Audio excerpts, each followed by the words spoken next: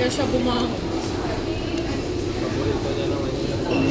Bilis nga, bisa nga.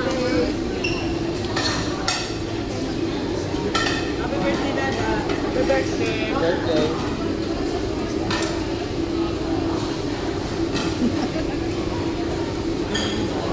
Ako yung pinakamarami. Oh.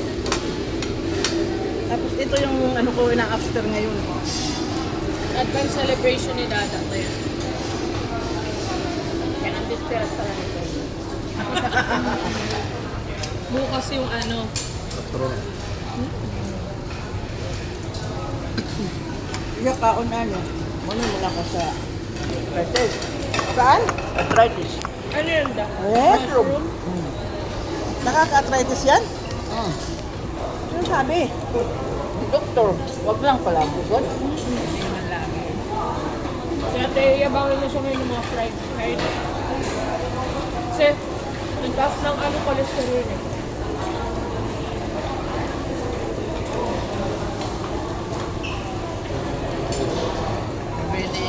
Wow! Sarap naman. May inggit na naman yan. Pakita mo? Nakita na niya?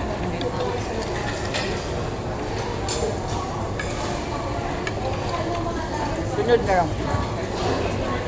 Doon na sa Tacloban. Meron daw kayo kinainan ng kantin, sushi. Na masarap na sabi natin, Maris. Tacloban? Oh, sushi daw. Ito yung din. Hindi, Japan na siya. Para ka, doon nila.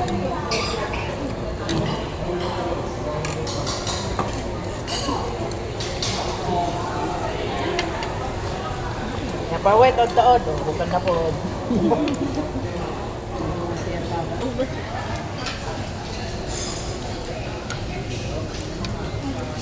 Ay, ewan ko kay Zach. May ingit ko.